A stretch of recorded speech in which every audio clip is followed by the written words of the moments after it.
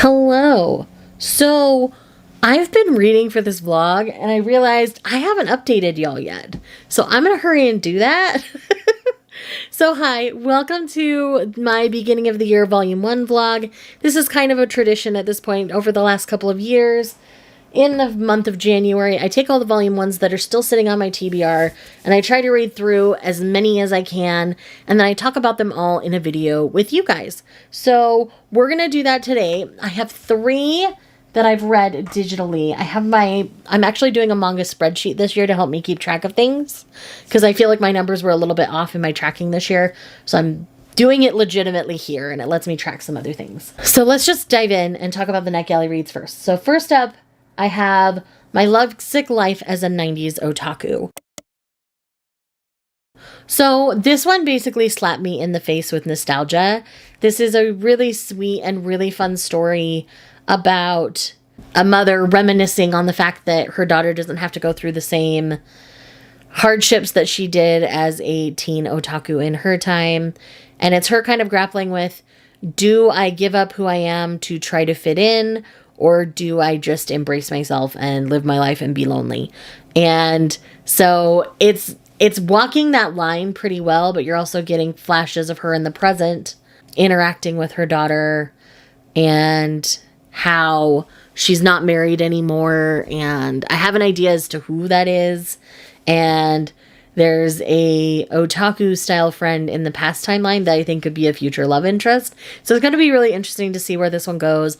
I really had a good time. Solid 4. Nothing like blowing me away at this point, but it's one I will most likely pick up physically. The next one I have is He's Expecting Volume 1. Now, I believe this one is only available digitally right now. I don't remember if it's releasing physically or not. There's going to be a total of 2 volumes with this one. Again, this one was just fine. It had a little more social justice for pregnancy than I was expecting. And in a way, it made it kind of a man's world again.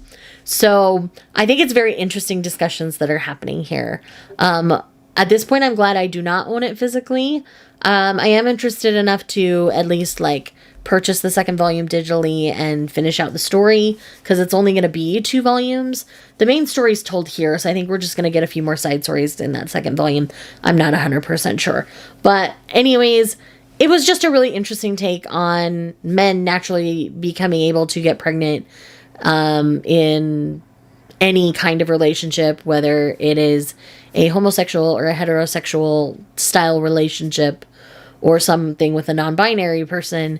Men are able to get pregnant as easily as women, though it is tied still to a woman's cycle. It was kind of weird on the setup, but it was just an interesting take and an interesting look. So I can appreciate the exploration there, but I do think it fetishizes pregnancy just a teensy bit. So I only gave it a 3-star. Again, I'm interested enough to at least finish it out since it's only 2 volumes, but I'm glad that I got approved for it on NetGalley so that I didn't spend my money on the first volume.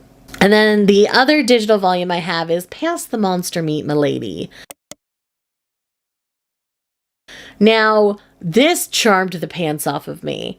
I thought this was so fun and so adorable and just the perfect blend of a quirky love story for me that I was just living my best life and thriving while reading it. And I would definitely recommend checking this one out. I do plan on picking it up physically here pretty soon, so I'm very, very excited. But yes, essentially, this is about a girl who loves to cook all things monster meat and a guy who's obsessed with killing monsters. And they're both supposed to, find a marriage prospect in the next, 6 months. And so he just ends up to be a high-ranking duke. She's kind of lower class society, he's cream of the crop, she's on the lower end, kind of country bumpkinish, but he's still you're the one I want, and it's adorable, and it charmed the pants off of me, as I said. Would definitely recommend. All right, that's it for the digital ones. Everything else I have physically in front of me. So, first up, I did finally get around to reading volume 1 of Who Made Me a Princess. This is something that was adapted from a webtoon on TappyToon, and I really enjoy the setup of this. This is a Korean webtoon, it does officially say on the back.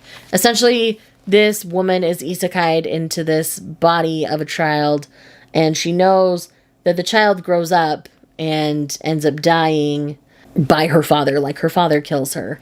Probably because she looks too much like her dead mother. He seems to be grieving her pretty hardly. So I would say death of a loved one, a grieving parent are some triggers here, because he is very distant, barely talks to his child kind of a situation. So just know that going into this one, it does have those heavier themes, and she's obviously feeling high stakes because she knows she needs to survive, because she's seen the future of this story. So she's trying to change it and save herself, and it's weirdly charming and sweet while also dark. It's kind of this really weird combo, but it's working for me. Solid 4 stars. I will most likely continue to collect it physically, even though I could just pay and read it on TappyToon. I think it ends up being cheaper in the long run if I just buy the physical volumes. So I think that's what I'm going to do. The next one I have here is Lord Hades' Ruthless Marriage. This is obviously a Hades and Persephone story, and she's presenting herself as Core right now. And we do have the lore where he's been struck by Cupid's arrow, and everybody's trying to get him set up with a consort. And Core isn't necessarily vying for the job, but she tends to always be around because she was trying to get something specific from Hades' castle or, compound, whatever it is, from the underworld, from his realm. And the matchmaking in this particular one was really interesting. I think the art is absolutely stunning. There's Core on the back, and Cerberus seems to be able to separate out into 3 dogs. It's kind of funny. I really enjoyed this. Again, another solid 4. I was hoping it would be closer to a 5, but it is very wordy and very dense, and it's only going to be 3 volumes. So I think this is one that if I sat down and read it all in one sitting, I'd really love it. But having them spaced out right now, it's like a 4 star. Because I wanted to keep going, but I didn't have any more. So we'll see how things go as I progress through the series. Next up, I have Marriage Toxin. This is a little bit different than I was expecting. So this is actually, we have I would say a more gender fluid character where they present as male and female throughout the story. And then we have our poison master, Hikaru. That's this guy. He obviously is an assassin for hire. Poison is his killing mode of choice. And his family is pressuring him to get married. Originally, he doesn't think he's going to, but then he finds out his sister, who has homosexual feelings and is in a partnership with a woman, says, I'm going to have to give up on my girlfriend and go and get married because there's too much pressure for an heir for our family. And through an interaction with this character here, our gender fluid character, he calls up his sister and says, no, you don't have to do that. Go be with your girlfriend. I'll take care of things. Because originally he thought he'd never get married. And so it's like this weird, matchmaking love story that involves kidnapping and assassinations and all sorts of other stuff. It's very high stakes. So in a lot of ways, it kind of has some elements of Spy Family. This is a Shonen Jump title, so I'm not that surprised by that. But I ended up really enjoying this one. It was a good time. I will be continuing, but again, probably a solid 4. I'm not sure. This first volume definitely isn't a 5, but it has the potential to become a 5. This does go the Why Choose route, where there's going to be multiple partners from what I've read in the descriptions. So this could be a good time. We'll see what happens. The next one I have is sweet and adorable and totally 5 stars, and that is Cat on the Hero's Lap. Cat on the Hero's Lap is essentially about this hero who's trying to take down the Demon Lord. And all of a sudden, randomly, this cat, this orange tabby, will show up, crawl on his lap, and fall asleep.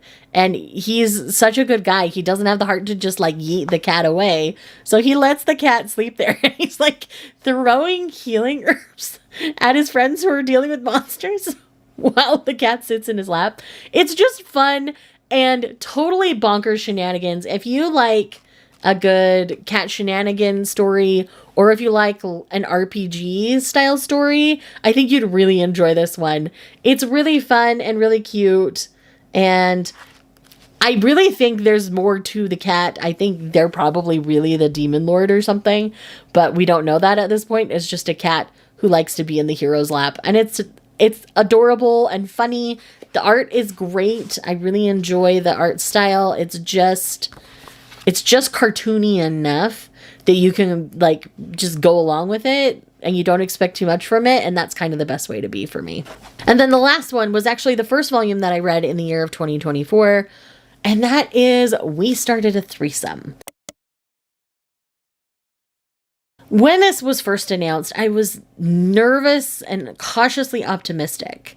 Currently, I'm sitting at a 4-star with the series. There is some jealousy going on because this is still new. They haven't worked through all the kinks of being in a threesome and being in a polyamorous kind of couple. And so the guys are kind of trying to figure things out. One has agreed to stay at home, and then the other two work. And the guy who agreed to stay at home, he started to feel like he wasn't contributing enough. And so he decides to go out and get a part-time job. And there's been some conflicts and issues with that. And that's kind of where this volume ends off. So that's why I'm leaving it at a 4-star. It does leave on a pretty gnarly cliffhanger. I am interested enough to continue, obviously. Solid 4. Has the potential to get better. There are parts of this dynamic that are really great and I think depict polyamory in a really beautiful way. But in other ways, it's depicting harmful depictions of polyamory at the same time. So it's going to be interesting to see how this all shakes out. So with that said, that's what I've read so far for this vlog. I don't know how many more I'm going to read. I'm going to read probably for this next week because I've got a lot that I can read. And not everything is even in this room. So I've got a lot. We'll see how much I can read in the next week. And then that gives me time to edit it and stuff before I go out of town. So anyhow, I think by the time you guys are seeing this, I'm already out of town. If I remember right. I don't know. I can't calendar today. Today's the 4th, by the way. And I've read 8 volumes of manga. So far so good. I'm really excited about my reads. And there's not been any true duds yet. Where I'm like, I'm sad I spent my money on this. Like, I've not had any of those yet. So we've been tracking good for this video so far. So we will see how the video continues. Hello! Guess who read another 8 volumes of manga and hasn't updated you yet? This gal. So, as I said, I've read another 8 volume 1s. I'm very excited to discuss them with you. We've had some duds officially now. But we've also had some real wins. So, total out of the 16 volumes that I've read for this project, there have been 7 5-star reads. So, more proof that I am getting more selective with what I pick up, and I'm happy about that. Let's go in order of which I read them from the last update. So, the first and only true dud so far has been Inside the Tentacle Cave. And this was kind of a gamble anyway. So this is a ghost ship steamship, the ghost ship 7 Seas title. These ones tend to be geared towards men. They tend to be more ecchi. And this one was done in a very rapey way, which is what turned me off to it. Like, the idea of a monster romance obviously doesn't turn me off. Y'all know I read my monster romances, and I'm totally good with that. But for this particular instance, it was done in a way where consent was never truly given. And it's to a point where this black ooze creature that has been doing all of these things and trying to procreate has made these women addicted to the pleasure. And again, it was all done without consent initially, and it felt really icky. So sadly, this one is going to be a pass for me. I know a lot of people will probably still enjoy this, and I will be in the unpopular category with this particular title. But for me, this one was just a hard pass. The art is great, so I'm really sad to pass on it.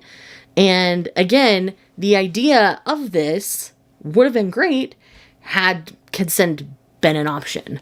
But with the nature of our black ooze creature, that is not an option. They cannot speak, therefore they cannot even ask for consent. And They just are very single-minded. And like I said, it just feels icky. So I'm gonna pass on this one. No thanks for me. The next one that I read, though, was a 5-star and heavily features consent, and that is Pink Heart Jam.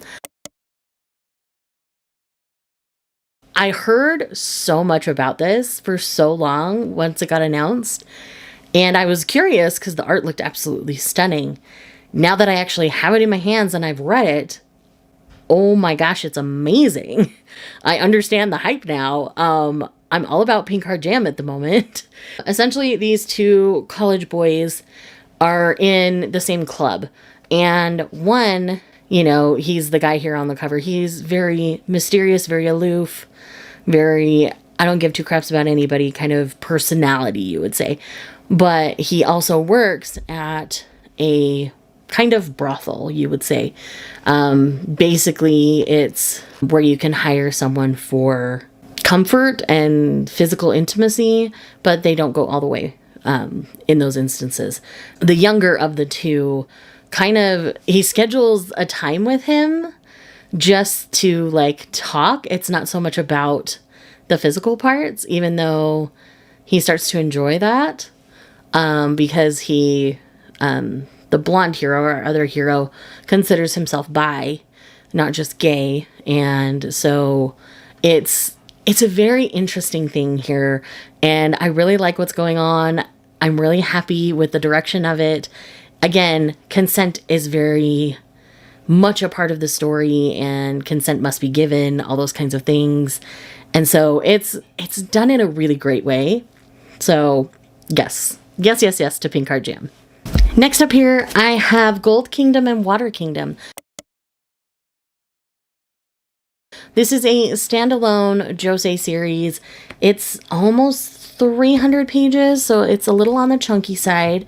But this is a historical romance, but I would say historical fiction heavily featuring romance is what I would say. So essentially these two kingdoms have been at war for years and years and years. And things are getting really, really bad for both. So all of a sudden a god comes down and says, okay, the brightest mind of the B kingdom needs to go marry the most beautiful woman of the A kingdom. So these two were kind of assigned that task, but neither was sent to the either kingdom. So one kingdom sent a cat and the other sent a dog. But these two, because they didn't actually live that far apart, because this princess is like the 93rd princess or something, something ridiculous like that, lived kind of out in the boondocks.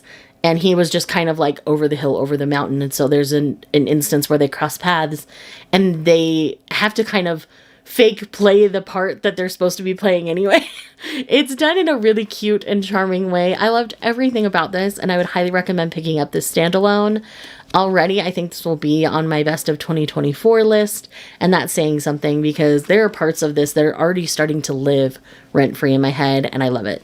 Like, please, at least read this. If you don't purchase it, like, sit in the bookstore and read it because it deserves to be read.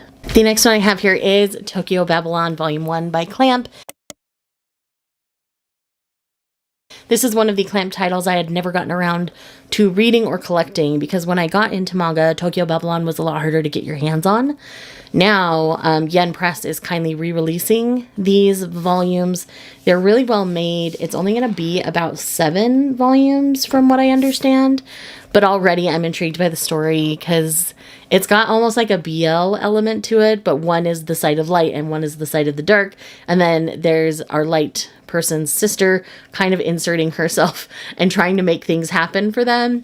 But it's really, really interesting, and it talks a lot about the city of Tokyo at the time this was written and how you can have a love-hate relationship with Tokyo and how people can love Tokyo for various different reasons. Like, this is just a love letter to Tokyo in a lot of ways, packaged in that beautiful Clamp style that deals with yokai and demons and curses, and I just love it. So if you are a Clamp fan and you have not gotten around to Tokyo Babylon yet, I do recommend picking it up. It's so good. It makes me excited to like reread some of my old Clamp and just kind of get back into it. The next one I have here is How I Met My Soulmate by Anashin Volume 1. This is the same creator as Waiting for Spring. And funny enough, she does give a nod to Waiting for Spring in this story. Our heroine is in her 20s. All she wants is a really nice guy, her soulmate, to fall in love with. But, you know, she's not very experienced in dating. She's not found a lot of reason to date, I guess you could say. And so her and her friend go out to this club one night. Her friend starts hitting it off with our hero's best friend, and he is pass out level drunk. And so he doesn't remember a whole lot about the night. But she ends up like taking care of him all night. She's like, the guy was a jerk. He was egotistical, blah, blah, blah, blah, blah. But it's because he was just pass out drunk. And even when he was drunk, he was still like, don't just go home with any of these guys. Like, be safe, be careful. Like, even though he's like incoherently drunk. And so what he's saying isn't coming out completely. And so like she ends up piecing it together later when he wants to like apologize for his behavior, even though she's like, no, you don't need to apologize. It's fine. They end up hitting it off, and he ends up trying to help her find her soulmate. And she's kind of obsessed with this old crush from middle school, and there's a lot to that. And already we have a love triangle that's formed in this first volume, and it's just messy enough that I'm obsessed. And y'all know me a mess. Like, I'll give me a little bit of mess in my manga and I'm really happy. Give me too much mess and I'm like, no, I'm done with you. That's kind of like inside the Tentacle cave. It's too much mess for me. But this one, it has Anashin's great, beautiful art. Her heroes are always so handsome. The girls are always super cute. Like, I just love everything about this. And I do love that they're college age. I think this is still technically a shoujo. Yes, it's still technically a shoujo, but they are older characters, which I really love. So really enjoyed that. Next, I have I Married My Female Friend. This is the same creator that does Donuts Under a Crescent Moon. If y'all know me and Donuts Under a Crescent Moon, I was obsessed with that Yuri. This one is taking it that next step that Donuts Under a Crescent Moon didn't do. So these are like two friends. One has had romantic feelings for her other friend for a very long time. And they make this deal to marry each other within 5 years if they don't find another partner. And so that's where we start out with the story. It's 5 years later. They end up married because it's now legal in Japan. And so it's about them going through the struggles of being newlyweds, while also our baby gay, I'm going to call her, is kind of figuring out how she really feels about this woman she's married to. And this woman who's been in love with her for a very long time is wondering if she's being treated right. Like, everybody's like, you seem like you're fine, but I don't think you are. Have you really thought about what you need from this relationship? And so it's really interesting to kind of watch them both exploring the relationship. And also, our shorter-haired friend is a person who writes newspaper articles. And so she has this whole series called I Married My Female Friend. And it's kind of talking about their day-to-day married life. And in the beginning, it's like, okay, are you really okay with me doing this? And she's like, yes, of course. And so I think we're going to see their relationship progress where it's more both-sided. Right now it's very one-sided, but it's done in a way that they're both realizing already within this first volume that their dynamic currently isn't fully working, and they need to make that better for both of them. So I'm really loving it. Like, I cannot wait. I want the next volume already. Like, gimme. Next, let's just talk about some cute boys love, and that is Bergamot and Sunny Day. So essentially, we have this younger of our two heroes. He works in this cafe. He's really passionate about his job. He's good at his job. But the only thing he doesn't like about his job is when his boss comes in and says, will you go on a date with me? The problem is ever since the interview, the boss has had a thing for him. And he keeps trying to get him to like wake up and realize it. And one of the days when he comes in and asks this question, our younger hero, who has not had a long-term relationship but falls really hard for his partners, had just been broken up with again. And so he gets teased that he can't make it past 3 months and all those kinds of things. And of course, our hero who's in love with him is like, hey, that's not okay. I can't believe they said that kind of stuff to you. Like, and already just starts to treat him really good. And they kind of have this brilliant sexual night, like on that night that he had gotten broken up with.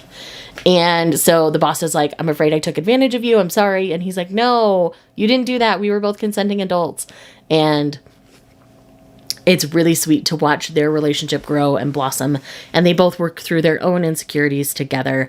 I do wish we had a little bit more of the boss's perspective, because we don't really have that in this one. I think that could have balanced the story a little bit. But again, it's still really sweet. Like, that's my really only complaint. This is not ghost peen. It is everything. Like, you get the whole show. So, had a great time. Would definitely recommend. And then last but not least, I'm going to talk to you about right now is Lonely Castle in the Mirror Volume 1. Now, this is one that's pushing me out of my comfort zone a little bit, because I believe this one goes a little more horror as it goes on. So this is one that I am just going to take volume by volume. It is only 5 volumes, so the chances of me finishing this are very high, because wow, what a first volume. Strong content warnings for bullying, PTSD, very severe bullying to the level where it's traumatized her, so she's skipping school. Her parents try to kind of put her in like a reform school where they're more understanding of what's happened and things like that. And there's a lot of mental health things going on here. So those are the triggers currently. I'm sure they will evolve as the series goes on. But essentially, there's a group of 7 kids featuring our heroine who are all recruited by this little girl in a mask. And they have until the end of March to find the key, and they get granted a wish. So it's very interesting. I'm very intrigued. The whole dynamic between all of them, there's already strife within this first volume, and people can kind of like see how they ended up there, and some don't get it, and some are like, we can only enter this house between 9 and 5, so we're supposed to be in school. Why are none of us in school? So we start to talk about that a little bit. Obviously, our heroine here on the cover, we focus mainly on her and the bullying she experienced at school, and that's why she's not going to school.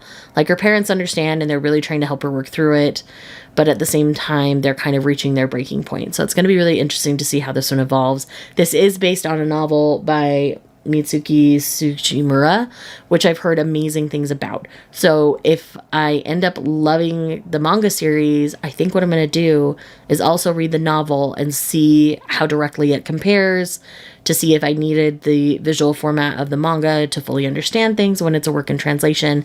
I run into that sometimes. So either way, I do strongly and highly recommend Lonely Castle in the Mirror. So if you've been sitting on this one and unsure, please pick it up. And it's not just this cutesy thing that you think it's going to be on the cover. It is going there. It's very dark. The bullying is insane, and the level of manipulation going on is wow.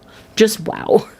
So with that said, that is my current update. I have quite a few more.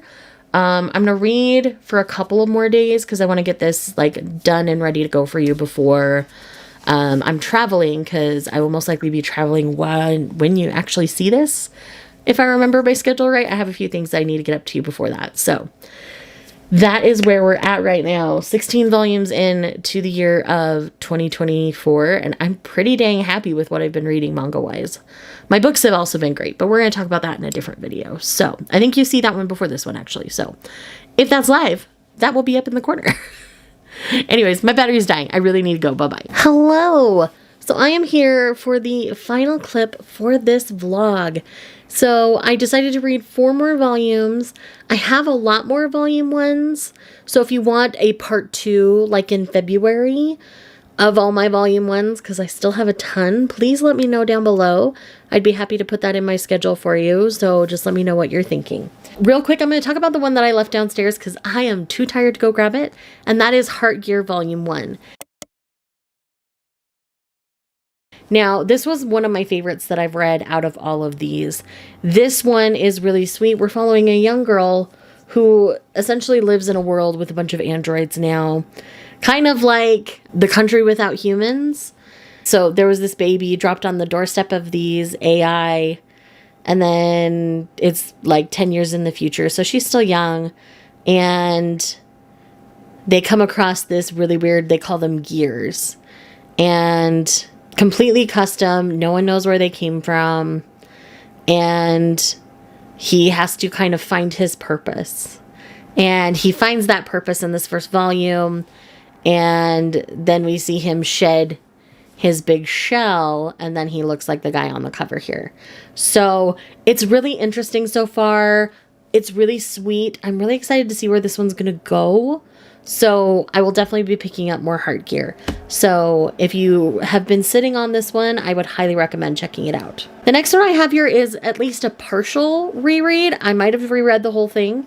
And that is Undead, Finding Love in the Zombie Apocalypse, Volume 1. So this is a Tokyo Pop Love Yuri title taking place during the zombie apocalypse, where these childhood friends are kind of all each other has left, and the blonde one has had feelings for the dark-haired one for a very, very long time, but has tried to channel that in other ways. And it finally kind of comes to a breaking point where he decides to tell the other one, Hikaru, how he feels. And his name is I. So I tells Hikaru how he feels. Hikaru doesn't know how to process it because he's never thought of I like that. He has always thought of I as family, but he wasn't sure it was more. And so it's kind of them exploring that while also trying to survive in the middle of a zombie apocalypse. So it's very interesting. I gave it a 4-star. There are some things that give me pause a little bit. So I'm interested to see where Volume 2 is going to go. So I will pick up at least Volume 2 and then kind of decide from there. It might be a read in the bookstore before I purchase kind of situation. I haven't fully decided that yet. But there is a high probability that I will come back to this one. And I am interested and intrigued enough to see where the next volume is going to go at least. I don't know how long the series is. I haven't looked it up. So again, if it's only a 2-volume series, obviously I'll pick up the end and finish it and figure out what's going on. But we'll see where we go from here. The next one I have here is I Don't Know Which Is Love, Volume 1. This is essentially a Yuri thirst trap. Like, there's no other way to put this one. In this one, we have this girl who, as she goes to confess to her crush of the last 3 years, she says, the crush says, "Hey, I found a boyfriend. I'm so glad we're friends." And she was like, our main character here was devastated. So she decided she was going to go to college. She was going to update her look to feel more attractive. And she was going to find a girlfriend because she wanted a girlfriend. As we get there, we end up in a wide shoes situation. And there are like 6 to 7 potential partners for her. And we're kind of getting to know the potentials for her in this. And they're all like thirsting after her in different ways and for different reasons. So it's very interesting. I didn't fully enjoy this. There's some non-con going on here. There's also a student-teacher situation. Yes, they're in college, but it felt icky, especially considering she is a baby freshman, like just barely got to college. So that made me a little uncomfy, can't lie. So this is one where I think I would sit in the store and read volume 2 or check it out from the library before purchasing, because I'm not sure I'm going to keep going with this one. I'm very on the fence right now. I gave it a 3-star, and the next volume will determine a lot for me with this series. This is why I usually do like a try 3 situation where I need to try a few volumes before I know for sure. So I will give this one at least 1 more volume, but I don't know that I'll purchase it. I'll at least read it first, and then we'll decide from there. And then the last one I have here is Scribbles Volume 1 by Kaoru Mori. So this is essentially just like her sketchbook with notes from her about what she was drawing, what she was thinking, and this is just a love letter to Kaoru Mori fans. She's just drawing her favorite characters, drawing lots of beautiful, beautiful women. Clearly, Kaoru Mori is queer in some sort of fashion, and it's alluded to in the text of these, and boy, do I love the art of Kaoru Mori. There's a lot of really beautiful art in here. I do have volume 2 already picked up, so I will be reading that relatively soon. These read fairly quickly because they're minimal text, mostly picture, so it didn't take me as long to read it as I initially thought it would. But yes, I love this so much. I am a Kaoru Mori stan forever. So, with that said, that is the end of this video. Thank you so much for watching it. Thank you for being here with me. If you are here just because you love me, leave me a horse emoji for Scribbles, because there's a horse. So leave me a horse emoji, and I will see you in the next one. Bye.